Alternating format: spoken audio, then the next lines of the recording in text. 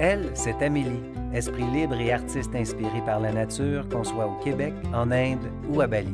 Lui, c'est Stéphane, ancien capitaine, constructeur de maisons, mais avant tout, nomade dans l'âme. Nous, c'est Mathéo et Luca, les chanceux qui découvriront le monde grâce à maman et papa. Ça, c'est notre Airstream. Il abrite nos amis quand ils viennent faire un tour chez nous. Cette année, on a décidé d'en louer un tout neuf pour aller bourlinguer sur les routes de la Californie. Mais pas n'importe comment, en faisant du boondocking. C'est comme voyager avec sa maison, mais quand on s'arrête, on campe chez les amis. Ouais, le boondocking, c'est full cool!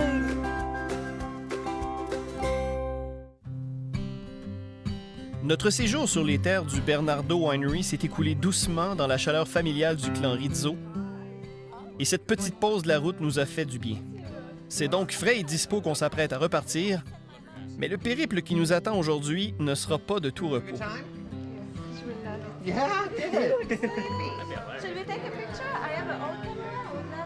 Look, it's the new old Polaroid. Yeah, killer. Yeah, great. So it's instant. Smile. Cheers, y'all. Cheers! Cheers. Good family and friends. New friends and old now. Prochain stop, les garçons, comment ça s'appelle? Julian. You take a right, and then that goes to the main street. Once you get near that main street, that's when you get all the connection. There's a baseball diamond up there. All right. See you. Bye, Weston.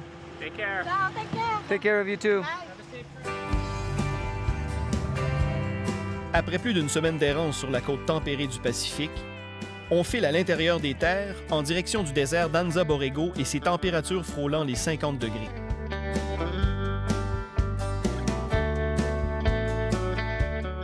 Mais on s'offre d'abord un arrêt dans le village western de Julian, le temps de faire le plein de pépites d'or.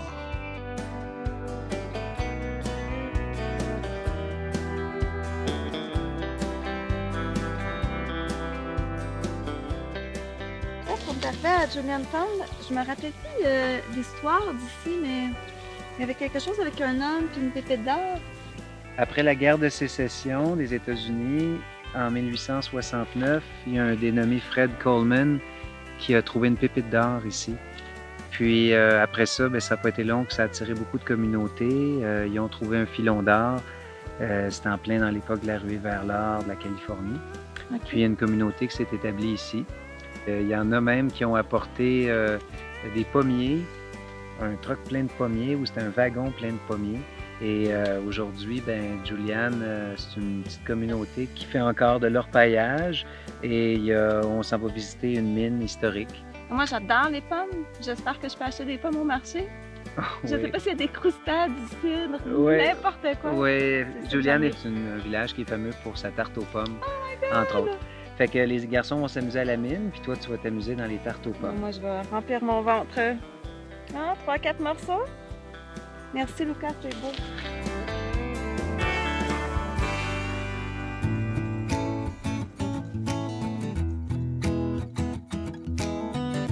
On sent comme à une autre époque, hein? In which year are we now? Hi, welcome to Smith Ranch. I look at you and I'm feeling in the... Exactly, 1870. 1870. Yes, welcome. Hi, I'm Hi, Stéphane. Stefan. I'm Amélie. Emily. Nice Hi, to I'm meet Lisa you. Smith. Hello, Lisa. Hi, you're welcome to have one of those if you would like. This is a mining train. It's a gold mining train. A gold So, mining train. uh-huh. Les gars, c'est pour aller chercher de l'or. We're French. Yes, very French good. Canadian. Yes. So is Julian one of the first places where gold was found? Gold was actually discovered in 1849 in Northern California. Okay. And then in 1869 is when we found gold here. Okay. If you'd like to join us right here at car number 14. Thank you. Okay, come on ahead. Wow. Thank you. Very good. I'll tell you a little bit about the train. It's a real gold mining train. We got two of these type of locomotives. We bought them at an auction, and they were originally built in Columbus, Ohio, shipped up to Canada, and used in a gold mine. up in Canada for many years, and then they were brought back to the United States and used in a tunneling project. They were using these trains to carry the mine? This carried all the gold and equipment in and out of the mines. It's a narrow gauge railroad. It means it's 18 inches between the tracks. That allows you to turn much more sharply than a wider gauge. The locomotives are a battery-powered type. We think that electric-powered cars are something that have been just invented. These type of battery locomotives were invented in the 1890s, and they've been working in the mines ever since. Okay, all aboard! All aboard! Very good. C'est parti pour un tour guidé divertissant en compagnie de Lisa et Greg Smith, propriétaires du Ranch Smith depuis 1991. Lisa et Greg ont littéralement déterré plus d'1 siècle d'histoire pour restaurer le site et le rendre accessible aux visiteurs. Off to my left, you'll see a mountain on the horizon that's mostly rocks. That's called Granite Mountain. That's where the desert starts on the eastern side of this mountain range. In the year 1774, the Spanish explorer Juan Bautista de Anza led an expedition northward through that desert. We now call that area the Anza Borrego State Park. You notice these beautiful berries that we've been going beside. These are called manzanita. Manzanita in Spanish means little apple. And sure enough, they create this small edible berry about the size of a large pea that is edible.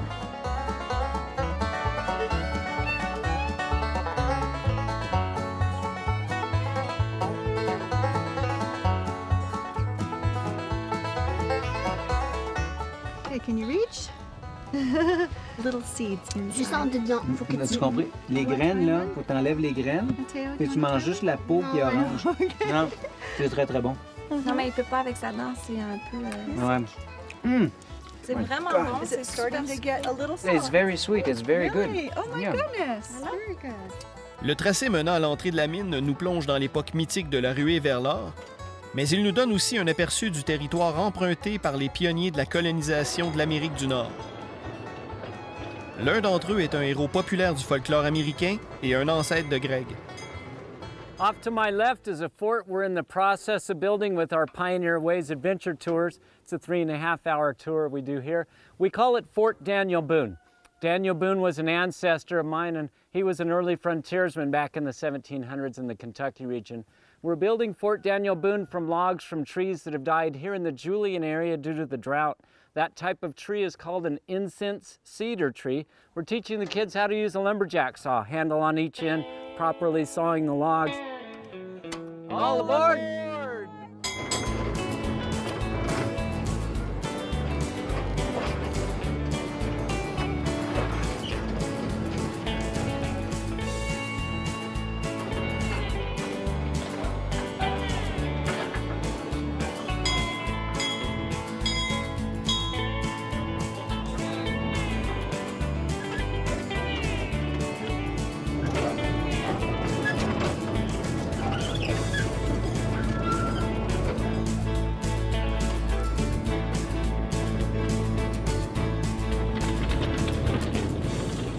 De la berline, on passe à l'authentique wagonnet qui nous amène dans les entrailles de la mine.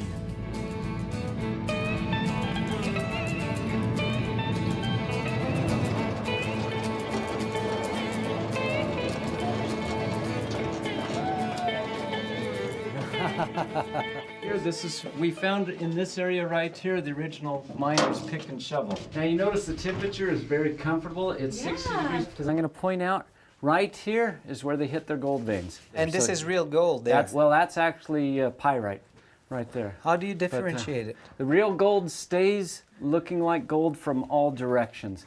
Pyrite or mica is very faceted. Viens, Mathéo, je vais t'expliquer comment tu fais pour savoir si c'est du vrai or ou si c'est de la pyrite. Ça dépend de l'angle sur lequel tu regardes. Tu vois, comme là, ici, là, quand tu le regardes, ça a l'air de l'or, mais quand tu le regardes de côté, quand tu changes, oh, là, ça a plus l'air, ça devient comme transparent. Là, tu me le dis quand ça brille. Ça brille-tu, là? OK. Là, ça brille-tu encore? Non, là, ça brille plus. Fait que c'est pas de l'or. L'or, ça brille dans tous les sens. Okay. If you guys will follow me. Okay. See this? This is a pulverized quartz vein right here as well.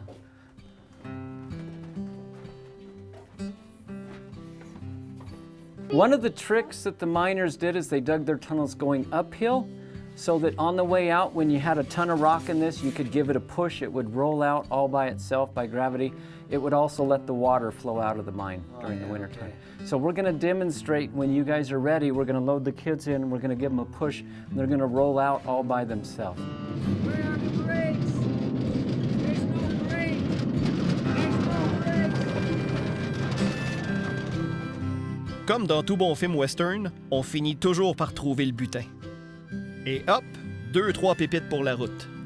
For us, it's time to go eat. I heard about a famous Apple pie? Julian apple pie. Julian apple pie. Yeah. Yes. Okay. Where can we get it? Mom's Pie Company is an excellent place. Yeah, Julian Pie Company is great too. So you can't go wrong in there. Thank you so Thank much for you. everything. It was a All pleasure. right. Glad you could come. Thank you, Stefan.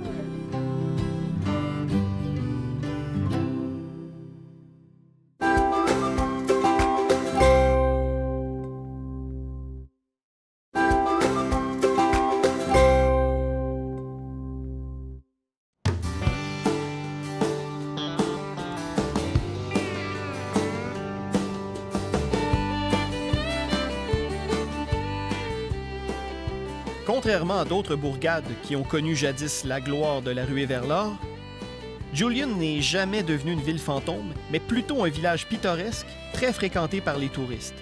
Situé à 1 heure de route à l'est de San Diego, le secteur entouré de vergers et de vignes est juché à plus de 1000 mètres d'altitude.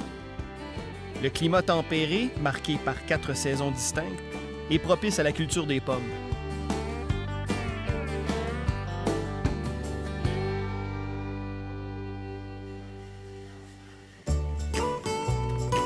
J'aime pas beaucoup les desserts, mais la tarte aux pommes, par exemple, tu me connais? Salade aux pommes, Ça, tarte ça- aux pommes. Est-ce que maman, elle aime ça un petit peu, beaucoup, énormément, à la folie ou pas du tout, les pommes? Oui. Oui, toi? Hi. I'm doing great. How are you guys? We're great, thank you. So, What is your specialties here? well, apple crumb is the most popular pie. Apple crumb. Apple crumb, okay. Thank you. You as well? Yeah.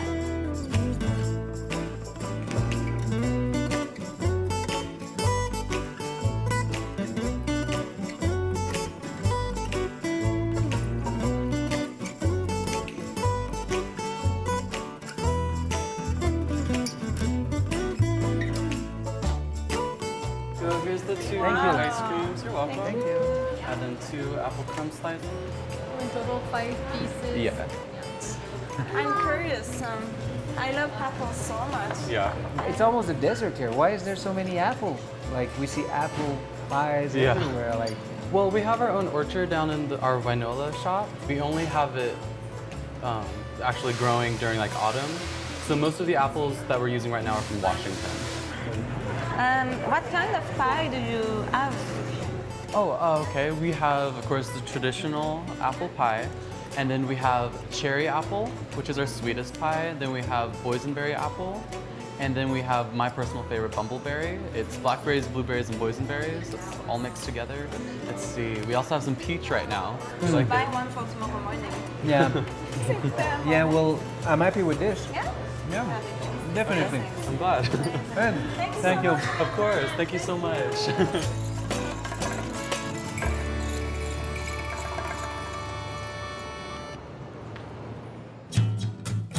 On poursuit notre route en direction du désert du Colorado, plus précisément vers le parc d'Anza Borrego Desert, le plus grand parc d'État de Californie. Une réserve naturelle qui protège plus de 2400 km² de terres désolées, d'oasis, de canyons et de collines couvertes de cactus. Le nom Borrego fait référence au mouflon d'Amérique, une espèce de mouton sauvage typique de la région et protégé par le parc. L'endroit est magnifique et prometteur de belles découvertes.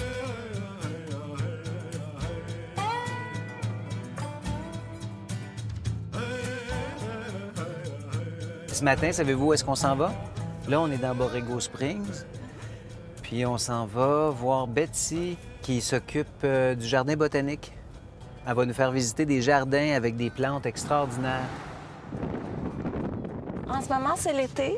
Puis l'été, il fait très chaud, comme vous pouvez remarquer. Et il y a beaucoup de fleurs du désert, malheureusement, qui ne poussent pas l'été. C'est sec, sec, sec, il paraît. Alors, on va voir s'il y a encore de la végétation et de la floraison. Moi, j'espère, parce que j'ai commencé une petite série photo sur les fleurs du désert.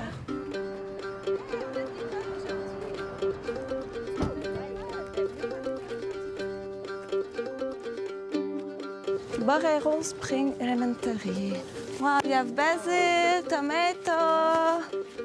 Wow, nice to meet you. I'm Amélie. Stéphane. Stefan, nice to meet Likewise, you. Betsy. So where are we, Betsy?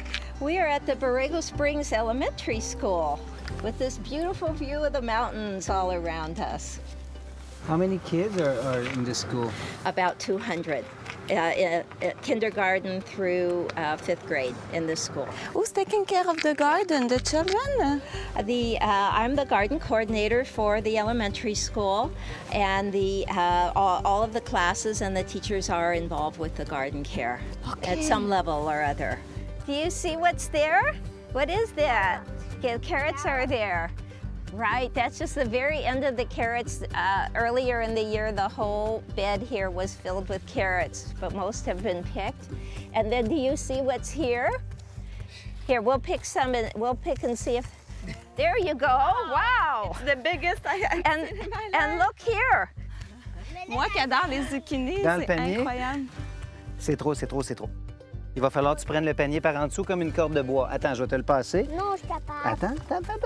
C'est pas par la poignée, il faut que tu le prennes, c'est par en dessous, comme le bois. Prends-le par en dessous. Où est-ce que tu vas porter ça? On s'en va vendre ça au marché. Allez.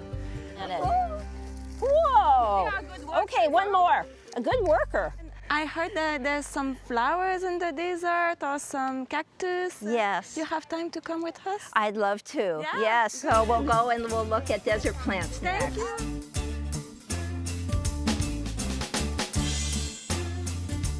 Étonnant de voir qu'autant de légumes et de végétaux arrivent à pousser dans un environnement aussi aride. Betty nous amène visiter le jardin botanique de Borrego Springs, qui présente une fascinante collection de plantes du désert. And are they mostly endemic?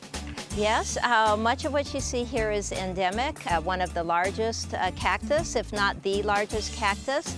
And little flowers and fruits grow along a vertical on that stem. This beautiful cactus is an organ pipe cactus. Okay. And you may have heard of a national park called Organ Pipe National Park. It's south of Tucson, Arizona.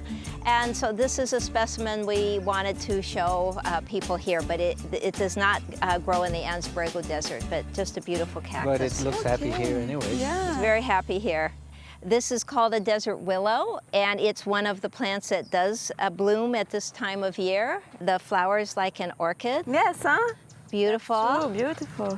And then this was a plant that the Native Americans used to make their bows. They're flexible bows. Okay. Leurs arcs. Ah Pour faire oui. leurs arcs. Yeah. Wow, ça intéresserait Lucas, ça.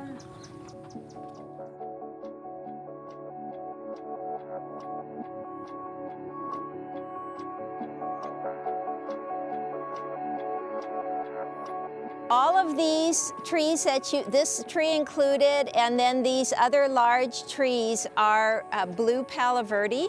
Okay. This is a native tree to Anza Borrego. These trees have been here probably 40, 50, or possibly 60 years. So these are very mature Palo Verde trees. In spring, it blooms just with a canopy of yellow. It's a mass of yellow. When is spring here? I would say the height of spring is mid-February to mid-April. And Okay. when people ask me about the flowers, when can I see flowers? About March 15th is usually the peak flower. The main colorful bird migration, the warblers in particular, would be in April. This tree, I think I saw it in the desert. Yes. There's some white flowers sometimes. Yes, yes. This is a brittle bush. It's one of our most common plants in Anza Borrego. From the base of these leaves comes a long stem, and then it is covered with a bouquet, a rounded bouquet of yellow daisy-like flowers.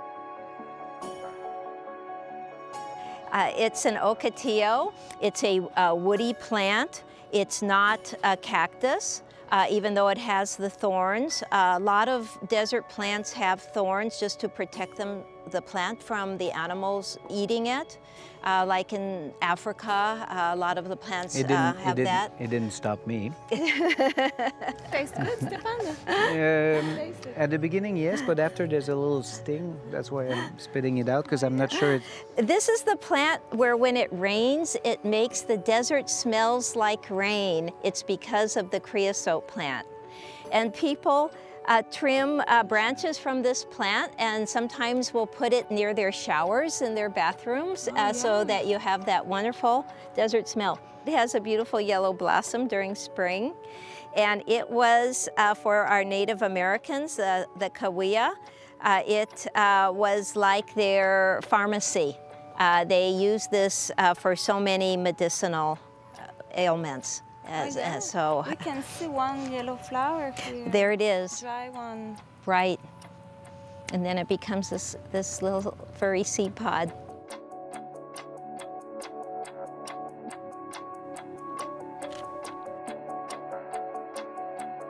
Thank you. Thank you. It was a pleasure to meet you, and I loved having you visit us in Borrego Springs. Thank you so much. It was so interesting. It's so nice. Huh?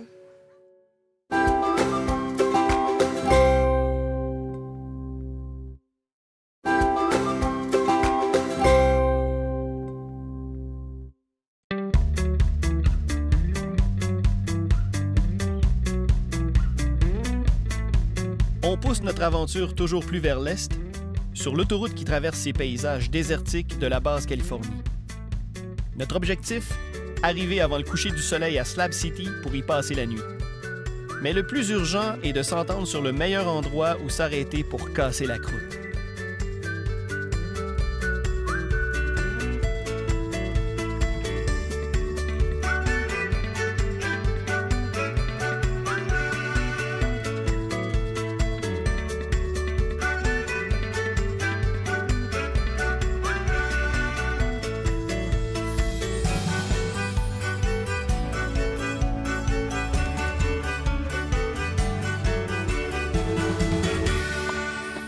OK, je m'occupe du basilic.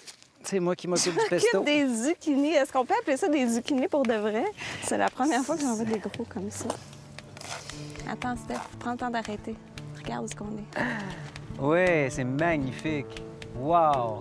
C'est extraordinaire comme c'est beau.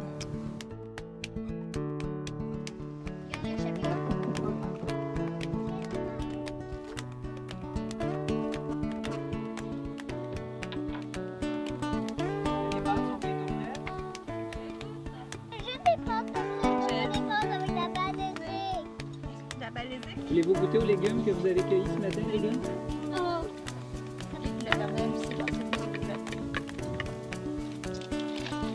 Après avoir rechargé nos batteries, nous sommes prêts à reprendre la route.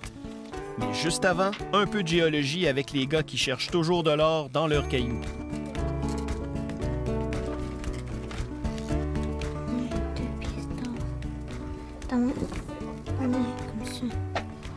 Vous avez chacun votre roche? Non. Par ici? C'est à nous deux. Par ici? C'est à nous deux. Ouais. OK. Tu fermes ça comme ça. OK. Vas-y, Lucas, donne un coup de marteau là-dessus. La roche est ici. Un vrai bon coup de marteau. Hop là! Attends, regardez ça. Wow! Ben, c'est du quartz. Bravo! Tu veux de la casse? Hey, on va continuer à ramasser des roches dans le désert. Hein? On a rendez-vous avec Hilda McFarland, représentante de la Chambre de commerce d'Anza Borrego, pour en apprendre un peu plus sur un personnage local qui a piqué notre curiosité. Un dénommé Peg Leg, une histoire de menteur pas fin, dont les prouesses verbales ont donné lieu à un étrange concours qui attire des participants de partout dans le monde. It's an incredible story. It's an incredible story. This Peg Leg is a legend. And the legend started back in the gold rush era in San Francisco.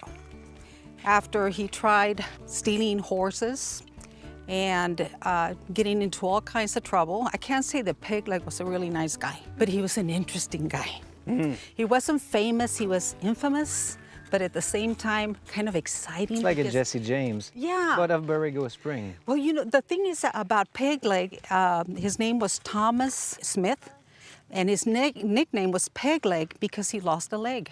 So one of his legs actually was made out of wood. Now, people don't know how he lost his leg, and that's kind of where the legend started because everybody was trying to figure out how he lost his leg. When he arrived back to San Francisco, he told people he found a gold mine. Well, That's not something you say normally. well, you know, he was smart. He Yeah. knew he could kind of maybe trick people out of some money or at least get a free drink at a bar. And he made a pretty good living out of that. So after about 50 years of people coming down and looking for the gold and not finding it, they figured, well, this guy was the biggest liar ever. So then in 1949, the state of California decided to put a monument over there in honor of Peg Leg. And they started having an official liars contest. All right. And they decided to have it the first week of April, which happens to fall April Fools. April yeah. Fools. So every year consistently since 1975, we have a liars contest out here. Now, the nice thing that we have here too is you see all those rocks back there? When people come here and you're gonna go out looking for the mine or you simply just want good luck, you get 10 rocks. OK, les gars, on lance 10 roches, puis on est supposé d'avoir de la chance. Ça se pourrait que vous voyez quelque chose de brillant dans la montagne, puis ici, c'était une mine d'or avant aussi. Allez-vous-en. Oh, and when you throw it up, you look up there and see if it glitters. See if there's any gold out Regardez, there. les gars, en même temps que vous lancez, il faut regarder s'il y a quelque chose qui brille en haut sur la montagne. Did you see it? Did you see it? I saw it too. You think it's gold, Matt? Penses-tu que c'est... Ça se peut? You have to, in order to keep a young heart, you have to have a gullible spirit. Otherwise, you grow old too quick. And here in Borrego, we never grow old. I heard there's a place with so many big sculptures. The land is called Gallera Meadows, and he put all these sculptures in his land. So over miles, you see these sculptures, and it depicts the story of Borrego, from the prehistoric animals to the history of Borrego when the Indians were here, when the Padres came, and they think they discovered, which it was never discovered by Europeans, it was already here. But anyway, they came upon it for the European culture. And so it shows the history. 11,000 years later, kind Yes, of. Yeah, yes. they came upon Yes, it. yes. Okay. All right, thank you very much We're for the so welcoming. welcome. Okay, have Thank a you good time. very, very much. Yes. Ce bout de désert qui longe le Borrego Springs Road est appelé Galleta Meadows Estates. Son défunt propriétaire, Dennis Avery, a décidé d'en faire un musée à ciel ouvert. Afin de nous rapprocher plus aisément des sculptures, on a décidé de laisser temporairement le Airstream dans le stationnement des visiteurs. OK, je vais donner des points à ceux qui voient les sculptures en premier. Est-ce qu'il y a des ratons laveurs? Ici, il y a des Peut-être qu'ils vont... Des sculptures de ratons laveurs. Ah! J'ai vu une queue. Ah, c'est moi! Scorpion! Scorpion! Les créatures inattendues représentant des animaux préhistoriques ou fantastiques sont l'œuvre de Ricardo Brecheda, un sculpteur mexicain. L'effet est surprenant et magnifique. Si certaines créations sont fantaisistes, la plupart représentent des animaux qui ont réellement vécu sur ces terres il y a des millions d'années. C'est tellement cool! Tu veux faire une photo de moi, Steph? Hein? Non, c'est trop touriste. Tu vas trop avoir l'air d'une touriste. Puis comme il n'y a presque pas d'humidité ici, les choses pourrissent pas. Fait que ça, là, c'est ici pour longtemps. Non, mais de toute façon, c'est beau, la rouille. Wow! Oh non, Lucas. Loulou. 3 secondes avant l'ébullition de la salive au vent. Il doit faire environ 46 degrés Celsius, je dirais, au soleil.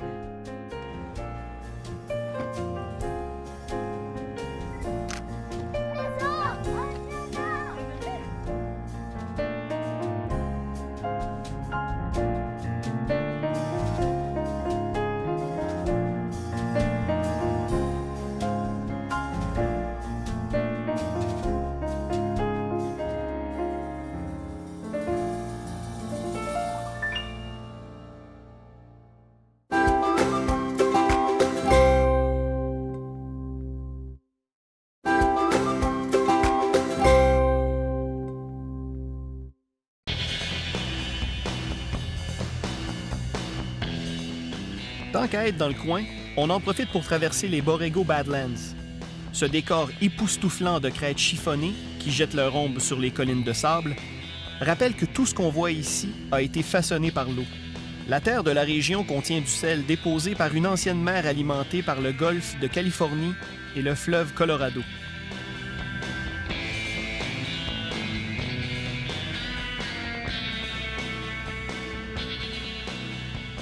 Prochain arrêt, un ouvrage insolite devenu une curiosité touristique au milieu du désert, la Salvation Mountain. Son créateur, Leonard Knight, est malheureusement décédé en 2014. Mais Sue Whitmire, avec qui nous avons rendez-vous, l'a connu personnellement. Hello, Sue. I'm Hi. Heidi.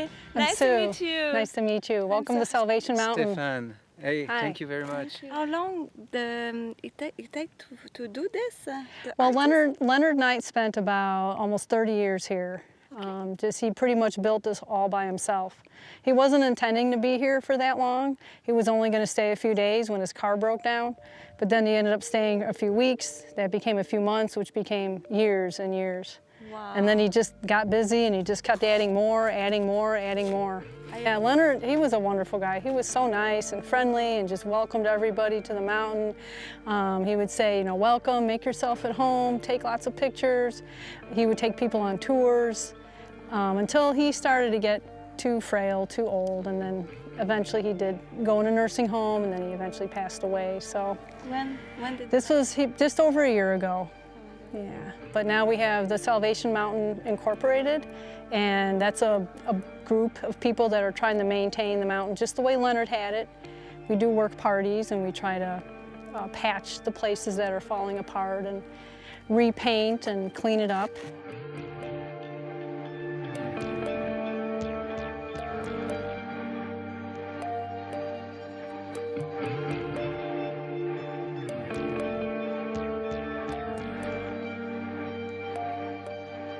That was his work. He was working on this project. He was not working in the town. Right, no, this was it. This was his life. You know, from the time he got up in the morning and he'd be working, talking to visitors until he went to sleep at night. And he slept here. No electricity. Mostly people would bring him buckets of paint or food or water. Oh yeah. You know, so. Oh yeah, wow. That we can call that a beautiful community. Leonard Knight était un fervent croyant et disciple de Jésus, et c'est pour répandre sa foi qu'il a érigé sa montagne du salut. Quand il est mort à 82 ans, M. Knight a laissé derrière lui une œuvre inachevée. La Folk Art Society of America a alors déclaré que la Salvation Mountain se devait d'être préservée et un organisme a été créé à cette fin.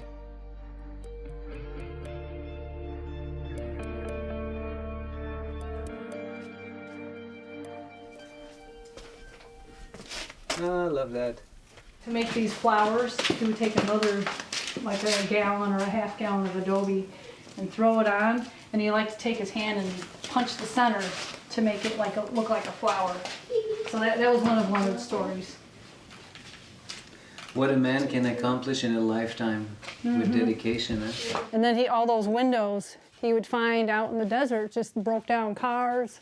You see? He would recycle all of The them. door broke. It's a car door. Oh yeah. Okay, gives me idea for my new kitchen.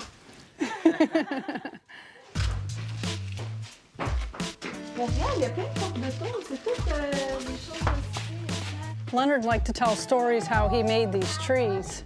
He would take tires, like from trucks, and he would stack the tires up and then fill them with adobe and then paint over it.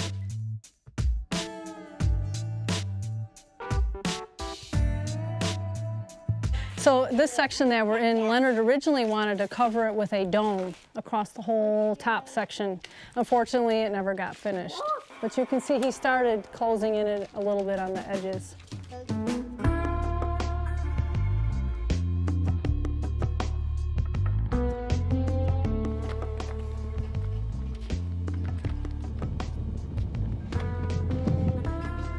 This is Slab City. What you see out there, all those trailers, is part of the 1 square mile of Slab City. Everybody out there is considered to be a squatter. So They're not paying rent, but they're doing the best they can to survive. And you guys use like ecological methods, like you have solar power? Yeah, you're living off the land. Solar power, you have to go bring in your own water, recycle, reuse, repurpose whatever you can. There's no well? No. Water well? This used to be the Marine base, military base back in World War II. And so you'll see, when you drive through Slab City, you'll see a couple different cement foundations, the slabs.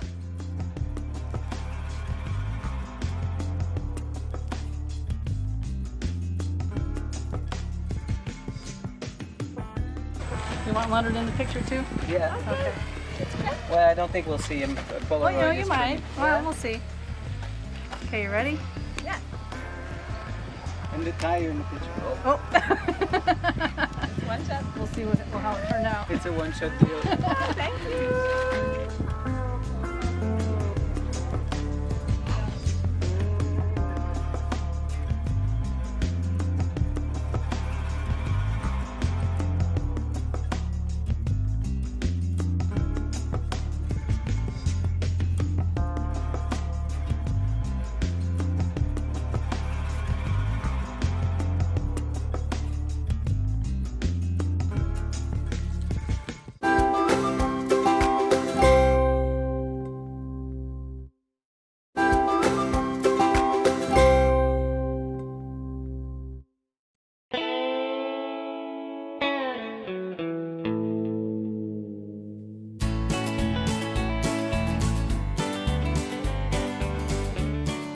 Quand elle ne fait pas découvrir la Salvation Mountain aux visiteurs, Sue Whitmire est sculpteur et professeur d'école à East Jesus, un autre village illégal voisin de Slab City. East Jesus a toutes les allures d'un repère de prédilection pour les Boondockers. À l'invitation de Sue, c'est ici que nous allons passer la nuit. This is East Jesus. It's a part of it is a sculpture garden. This was created by Charlie Russell. He was a man that came out to Slab City kind of wanting to create his own space, do art, do music, and he found this little area back here. It's kind of off the main road, but it was a pretty trashy place, so he started cleaning it up and made it livable. And unfortunately, Charlie passed away 4 years ago, so we have a little memorial here behind us. When Charlie died, there was people needed to maintain what he started, you know, the caretakers. And so that's where my husband and I were one of the first people to move in here to help out. Okay. Yeah. We give tours, welcome visitors, so welcome. It's in constant evolution now. It is, yes. It's amazing. So the idea here is to take trash or other unwanted items and repurpose them into art or useful things. For example, right here, this fence is made out of mattress springs. Oh, wow, beautiful. So instead of just throwing them in the dump, wow, now it's a purposeful item. We should grow vines on that. Yeah. So Charlie was an art car fan. This was his get around town car. It's called a mutagen, as you can see from the license plate. Every art car, yeah, right on the license plate here. Every art car has its own special personality. Horseshoe flowers that someone welded together, so that's kind of unique. Wow. Wow, what? Oh, nice. The rust. The rust? Mm-hmm. Wow, amazing. And why some are not rusted? Probably a different material. Those could be aluminum and the others could be steel. What is that? This is the time machine because some people like to sit around and waste time. So it is a great photo opportunity if you'd like to sit down and go for a spin. But no, I don't want to waste time. No, there's so much to see. Please. Wow. This is my bed. On va faire comme dans la petite vie, OK? Tu bien, chérie? So here we have the bottle wall. Oh, yeah. This was started by Charlie, but it was also continued on by Frank Redford. In California, liquor and wine bottles could not be recycled to get your money back. You know. Ça va, chérie? So this sculpture here is called albino. It's kind of like a prehistoric whale that climbed out of the bottom of the Salton Sea. Since he's white, he's now the albino. The sculpture was actually created by Royce Carlson. He's a welder. So when you look inside the mouth, you can see there's a bunch of steel beams and chicken wire. And what I did is I took over 2,000 plastic bags and wove it in and out of the chicken wire to give it like a skin. So this is the tin can organ. These might just look like a bunch of rusty cans, but because the cans are different sizes, they make different sounds.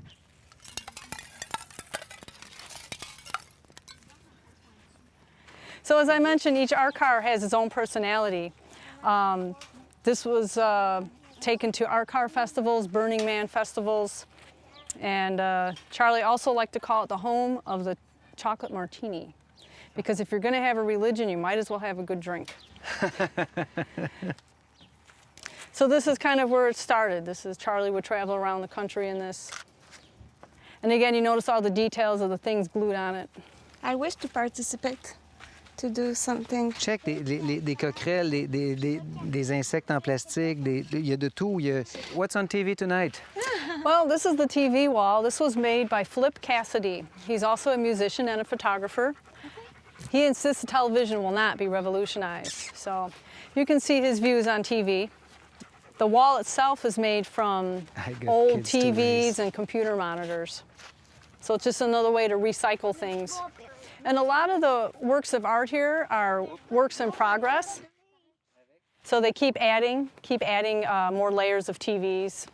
Just like we keep adding bags to Albrino, or Frank will keep adding bottles to the bottle wall. Wow. This is the Tower of Barbarella, also known as the Tower of Lost Art. So you can see there's a lot of random pieces glued on here, the different panels of wood. At East Jesus, one of our events is the Art Slam. So at the end of March, we kind of close up our winter season, and we have groups of people come out, and they're each given a piece of plywood in 1 hour, and then they have to glue on whatever stuff that they can find. So nice that you have a space just for And again, I was recycling all the stuff that they're just going to throw away. You know, the bottoms, something's broken or the chairs are old, and they throw it away. But I'll take it and we'll reuse it. Le jardin artistique d'East Jesus s'étend sur environ 500 mètres carrés.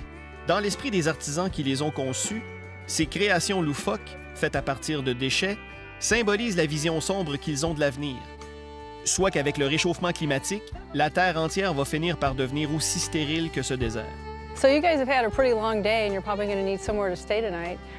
We do have plenty of room. You've only seen the public side, the art garden side, but we have a residential side that I can show you, and there's plenty of parking back there if you'd like to park your trailer there. Oh yes, for sure. Non, c'est moi qui l'ai pris sur heureuse. C'est fou ici. J'adore ça. J'en reviens pas qu'on peut dormir ici. C'est fou. Ouais, c'est fou. C'est fou. It's like sleeping in a museum.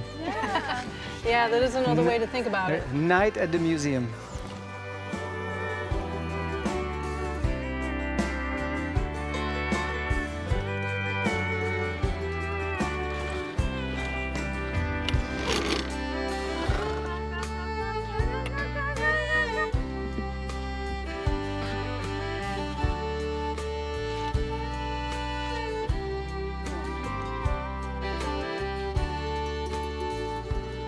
Le coucher de soleil est spectaculaire. J'adore les piliers électriques. La ligne électrique, ça donne l'impression d'infini.